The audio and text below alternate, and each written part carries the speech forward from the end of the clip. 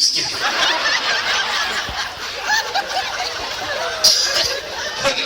ini. Nabi takak bela. Menjadi jagung. Sampai Pak Bupati baru-baru saya ribut di Facebook. Gara-gara ada yang fitnah saya, dia tuduh saya macam-macam. Dia bilang ini Ustaz cerita-cerita sunnah, berita cerita-cerita ceramah sunnah, lalu tidak melaksanakan sunnah. Saya bilang kenapa kau tuduh begitu? Katanya sunnah, kenapa tidak pelihara jenggot? Saya bilang mau di apa kalau tidak mau tumbuh? Sekarang ini ada orang baru belajar Islam 3 bulan, gampang sekali salahkan kita. Ada yang begitu, maulid bid'ah, maulid tidak ada pada zaman Nabi, taksiyah bid'ah, Isra Mi'raj bid'ah. Kenapa tidak ada pada zaman Nabi? Bos, dari mana kau belajar agama? Bid'ah, masuk neraka. Masa gara-gara maulid kita masuk neraka? Luas itu surga, bos kasih masuk juga. Buat semua ini kalau masuk warga toli-toli, buat itu surga. Kalau kau tidak mau kami di tengah, biarlah kami di pinggir. Jangan kau kasih masuk di neraka, bos. Sedikit-sedikit bid'ah, masuk neraka, tidak ada pada zaman Nabi. Kalau alasanmu tidak ada pada zaman Nabi, maka tolong kau ceramah, jangan pakai mic. Kenapa zaman Nabi tidak ada mic?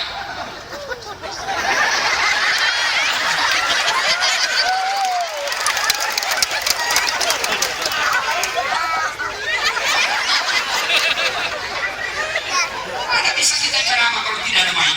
Jangan pakai mic, kenapa? Nabi tidak pakai mic dulu ceramah. Kalau alasannya tidak ada pada zaman Nabi, maka tolong jangan pakai pesawat pergi tanah suci. Kenapa? Nabi dulu dari pergi Makkah, haji umrah dari Madinah ke Makkah pakai pesawat. Maka kalau kau tidak mau, jangan karena tidak ada pada zaman Nabi, maka tolong kau pergi haji jangan pakai pesawat. Pakai makonta. Dari tuli-tuli pakai onta 17 tahun. Udah sampai kecelakaan. Baru belajar 3 bulan Islam, bid'ah, masuk neraka. Nenekmu punya neraka. Ini Pak Bupati,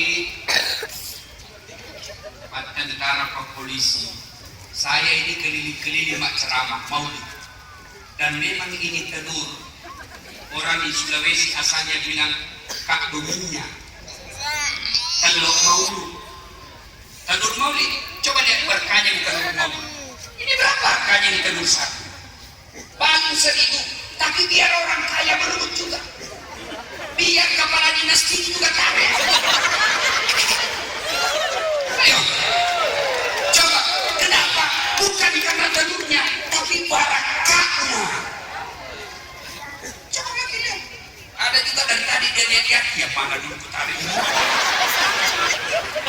Undang pada ikut ini dulu ke politik apa lagi politik.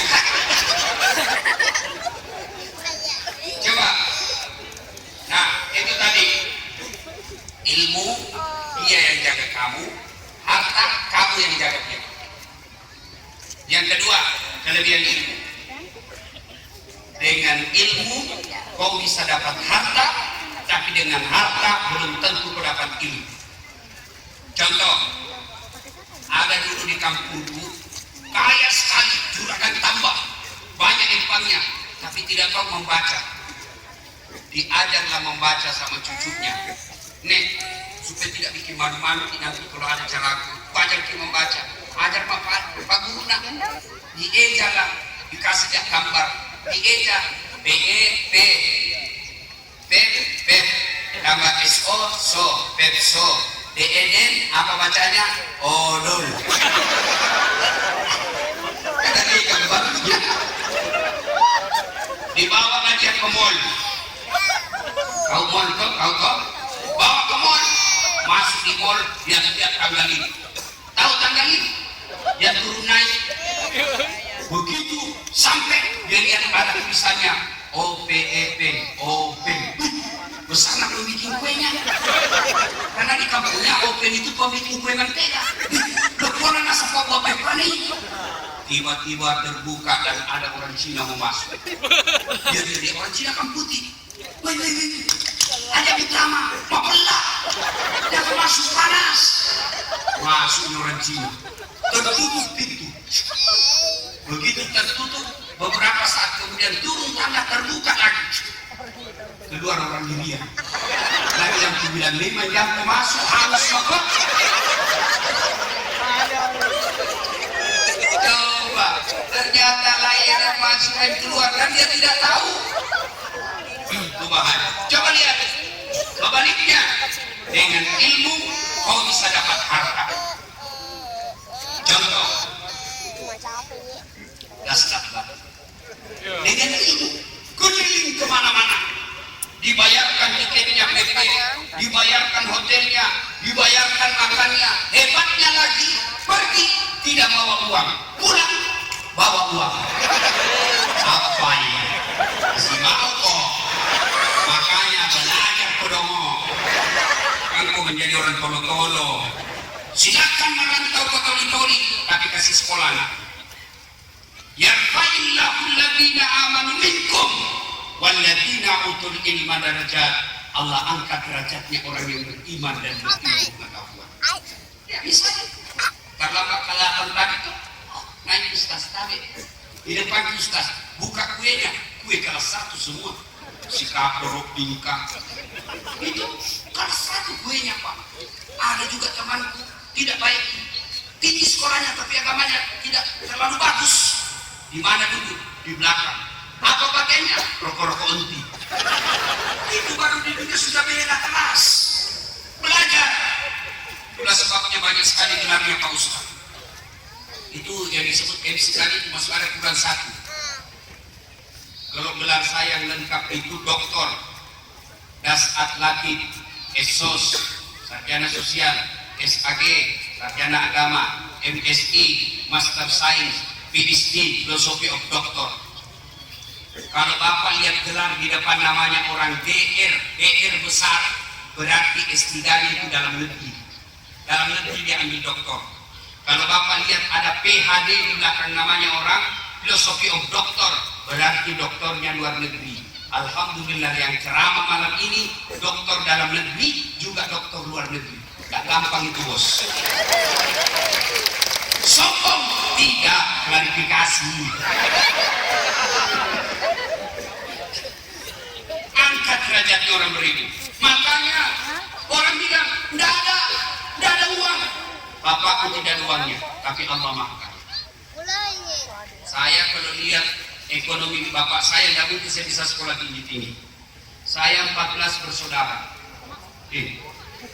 Kenapa aku bilang? Habis itu kalau banyak. Coba kalau 14 bersaudara, kali ipar, kali menantu, kali mertua, menantu bijalek. Kalau 14, banyak anak luar biasa. 1 tenggelam, masih ada 13. 1 lagi di buaya, masih ada 12. Tapi coba kalau cuma 2, 1 tenggelam, 1 narkoba, habis. Tapi saya lihat ibu saya dijual mesinnya, mesin jahitnya, saya lihat itu, mata kepala saya lihat. Dia jual mesin jahitnya, dia jual piringnya, dijual perhiasannya. Untuk apa? Anaknya sekolah. Tidak bangkrut juga orang tua saya dengan sekolah, tapi alhamdulillah dengan sekolah. Bukan ibuku yang angkat derajatnya, bukan bapakku yang angkat derajatnya dirinya, tapi anak-anaknya yang angkat derajatnya. Makanya bapak ibu yang merantau kasih sekolah anak. Rezeki bukan manusia punya urusan, tapi Allah. Jangan cemas soal isi perutnya anak, yang kita cemaskan isi otaknya. Mana ada di toli-toli sini mati kelaparan? Tidak ada. Yang kita cemaskan kalau anak kita tidak ada isi otaknya. Jangan cemas soal perut, itu Allah jamin. Jangankan perut manusia, perut binatang saja Allah jamin. Padahal mereka tidak sarjana, tidak punya sertifikat, bisa kenyang. Tahu? Saya kasih contoh. Cicak. Tahu cicak? Tahu cicak ibu? Apa namakan itu cicak? Nyamuk. Nggak masuk di akal toh. Satu di dinding, satu terbang. Di mana dia ketemu? Nggak ada terminalnya. Di mana dia ketemu? Satu di dinding, satu terbang. Mana masuk akal? Tapi Tapi Allah yang ngatur rezekinya itu Cica. Sehingga apa? Lagu saya waktu kecil dulunya. Cica, Cica, di dinding, diam merayap. Datang seekor nyamuk yang datang. Tidak dia bilang lagu, Cica lompat ke nyamuk. Boleh nyanyi. Bagus ngatur rezeki. Itu bagus lagu-lagu dulu. Itu bagus jadi lagu-lagu dulu. Penuh dengan nasihat. Bagus Pak. Kita lagu tak dulu. Mengapa minuman itu haram? Karena merusak kepikiran. Mengapa berzina juga haram? Karena itu cara binatang. Mengapa semua yang kasih itu diharamkan? Mengapa semua yang enak juga diharamkan? Jawabannya apa?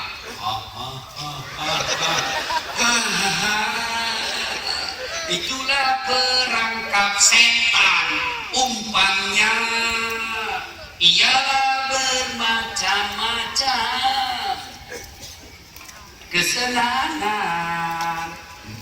Jadi berhenti ke lempoks anak muda. Lempoks na campur lem tikus dong. Gak mau kau campur lem Korea, nggak mau tak buka mulut. Besi saja ke stempel itu lem Korea. Beleng-beleng. Anak muda sekarang nanti bilang kau kalau pintar teler. Cemen lumen kampungan baru satu botol teler mako itu tawa teman tadi jagona sampai masuk igot.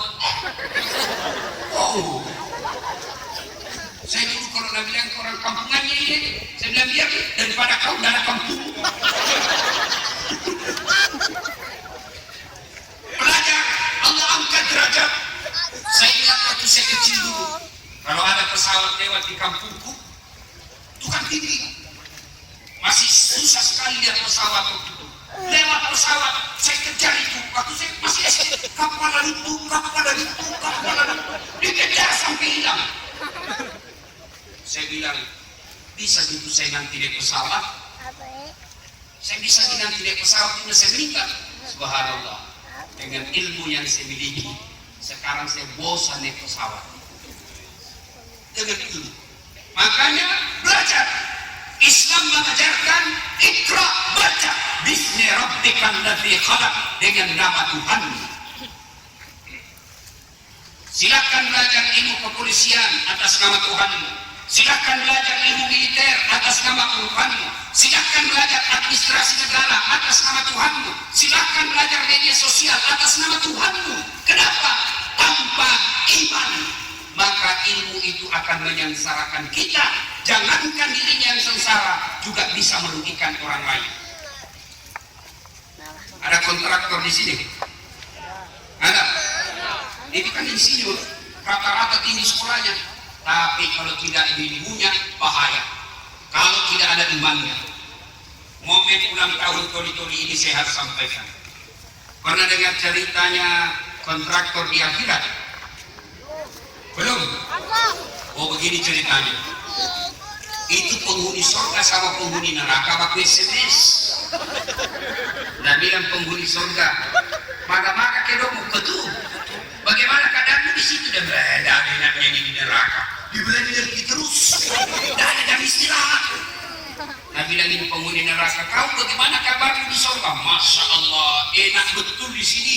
Satu laki-laki 7 bidadari perawan terus. Jadi bilang ini penghuni neraka, bolehkah kami jalan-jalan ke situ? Nah bilang penghuni surga, sini mama, kutunggu kau di sini. Bagaimana caranya? Kau bikin jembatan dari neraka, saya juga bikin jembatan dari surga. Kita ketemu di tengah. Oke, lelang proyek. Keluar pemenang tender.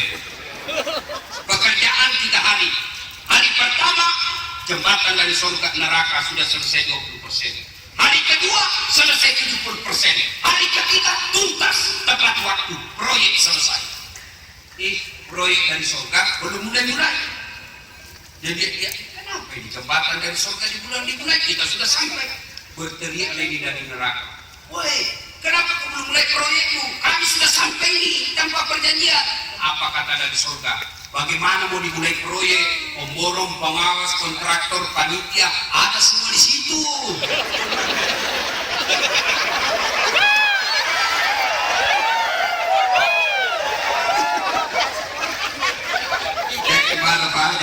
Jangan gimana. Siapa suruh undang kak?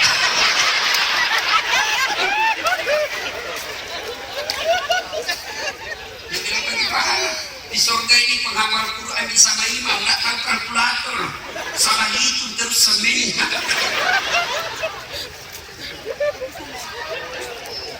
Yang ketiga kata Ali, tanya lagi Ali, kelebihan ilmu apa? Ilmu kasih orang bertambah, harta kasih orang berkurang. Saya punya uang 10 juta, sumbangkan 5 juta ke masjid, kata kasih anak muda 5 juta, uang saya berkurang, tinggal lagi 5 juta. Tapi ilmu, saya tahu Al-Fatihah, saya ajarkan ke bapak ngaji, hilang ilmuku? Tidak, makin tambah saya punya ilmu. Oleh karena itu, Allah Subhanahu wa Ta'ala mengabadikan sebuah ayat tentang kehebatan orang yang menuntut ilmu. Yarfa'illahu alladziina aamanu minkum walladziina utul ilma darajat. Nah, sudah usia Nabi 40 tahun, sudah terima ayat tentang ilmu. Pulang beliau ke rumahnya, menggigil kedinginan, lalu sampai ke rumah Nabi. Nabi lalu berkata kepada istrinya Khadijah, istriku sayang, saya kedinginan, saya menggigil, tolong selimuti saya. 3 hari tidak pulang-pulang, pulang kedinginan menggigil, suruh selimuti istrinya. Istriku selimuti saya. Kira-kira kalau ibu, ini ibu-ibu ini yang ada di depan saya, kalau suami tak 3 hari 3 malam tidak pulang, tiba-tiba pulang menggigil suruh selimuti, langsung kita selimuti bu. Nah, langsung kita selimuti. Tidak, nah interogasi dulu. Dari mana kok?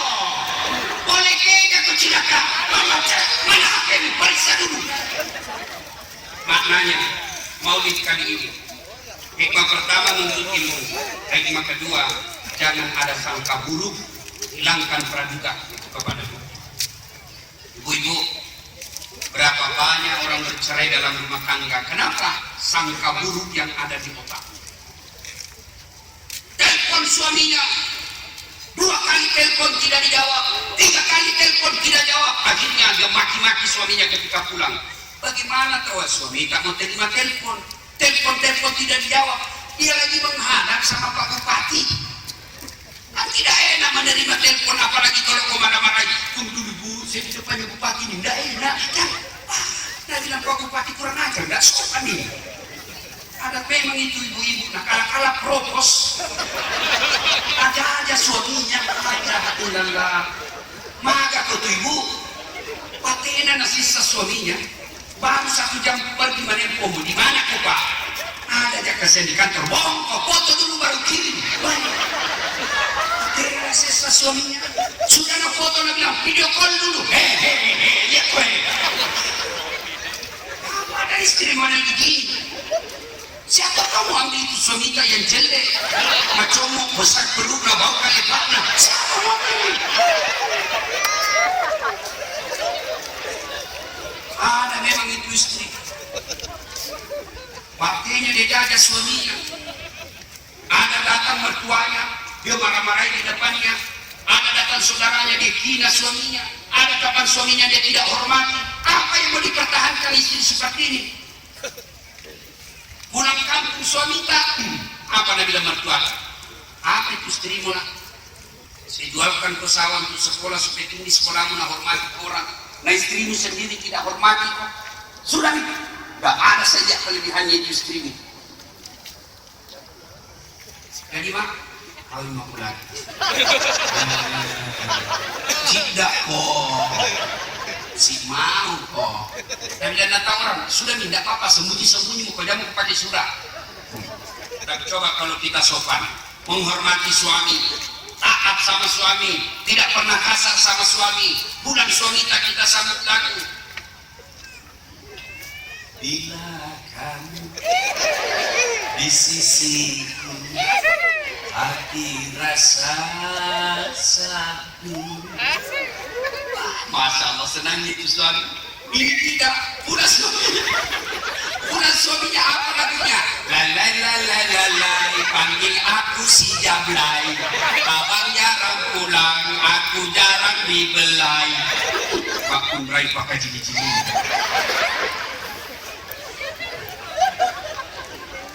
Pulang suami kita hormati, datang mertua belum bangun mertua sudah siap sarapannya.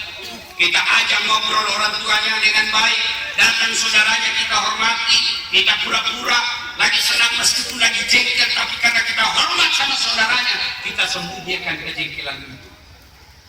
Begitu kita pulang kampung, suaminya mau kawin lagi, datang mertuanya membela. Apalagi kau mau kawin lagi? Belum tentu kau dapat perempuan lebih baik. Apa kurangnya itu istrimu? Baik sekali, meskipun dia gendut tapi sopan. Saya kalau mau belum bangun sudah siap sarapan, saudaramu nak hormati, nak jaga harga dirinya. Belum tentu kau dapat perempuan lebih baik dari dia. Awas kau kalau kau kawin, jangan lagi kawin lagi. Kalau masih mau kau kawin, kakak main susuku. Begitu mau makan kalau malam. Beli kau kakak main susuku. Enak. Jadi bapak-bapak jangan pernah takut sama istri. Ada suami takut sama istri di sini? Ada? Ada? Berhenti kau jadi laki-laki. Apa kau laki-laki takut sama istrinya? Dia boleh cari tanya. Dia bilang orang berarti ustaz tidak takut sama istri. Mana saya tahu takut sama istriku? Cuma istriku lebih berani dari saya.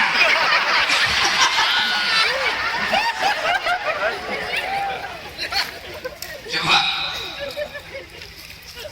Jadi Bapak Ibu Saudara-saudara sekalian, istri kalau kita cinta sama Nabi, hormati suami. Hilangkan sangka buruk.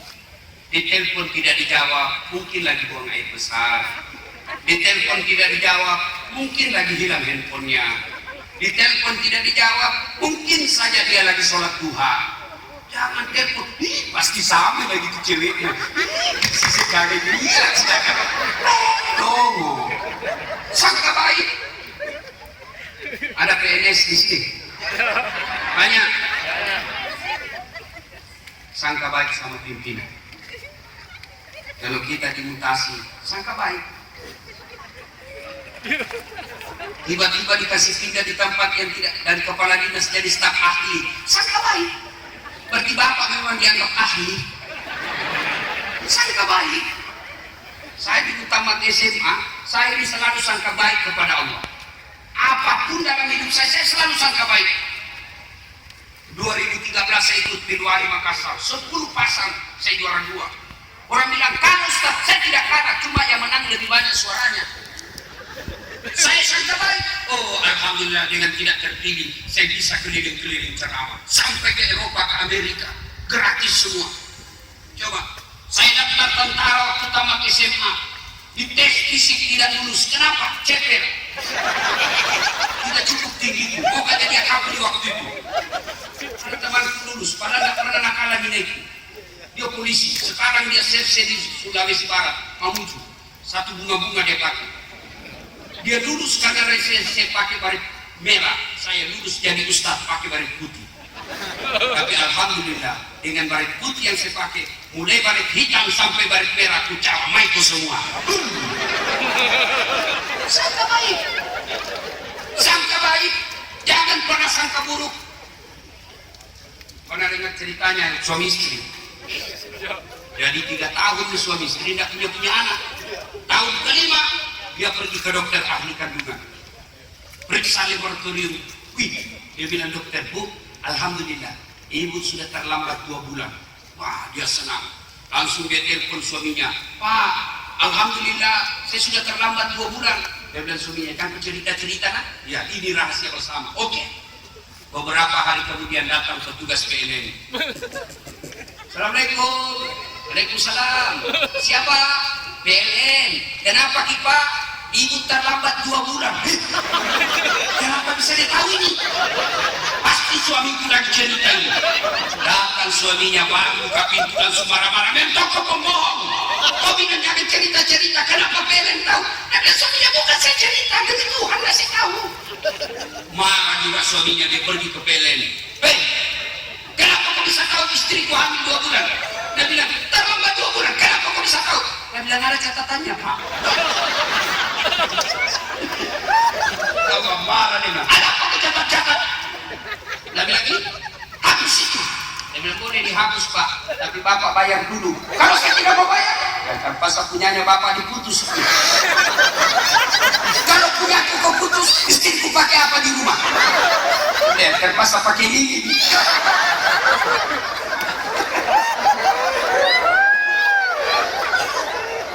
Biasanya kalau saya ceramah waktu begini ada yang di sampingku. Ya kalau bisa kasih saya air dulu, haus orang bos. Ya oke. Nah Bapak saudara-saudara sekalian, jadi suami pun suami yang baik. Rasulullah, ini pertanyaan paling tidak suka ibu-ibu. Pak, Bu, berapa istrinya Nabi? Paling tidak suka ini pertanyaan ibu-ibu. Berapa istrinya Nabi? Berapa? 1? Oh, dong. Nah. Berapa istri Nabi? 11. Dari 11 istri Nabi tidak ada satupun yang dipanggil namanya. Itu Nabi. Khadijah beliau panggil Ummul Mukminin, ibunya orang Islam. Aisyah beliau panggil ya Humairah, yang kemerah-merahan pipinya karena memang Siti Aisyah merah delima pipinya dari istri yang lain. Maka Pak, kalau Bapak mencintai Nabi, mulai besok panggil istri kita dengan panggilan kasih sayang. Wahai istriku yang termancung hidungnya. Saya bilang tidak mancung hidungnya Ustaz, lehernya dilihat. Saya bilang lehernya juga dilihat, giginya dilihat. Saya bilang justru giginya yang mancung.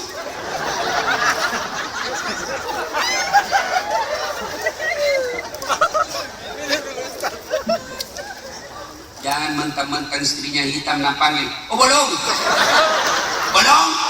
Nah bilang istrinya apa pesek? Ketawa.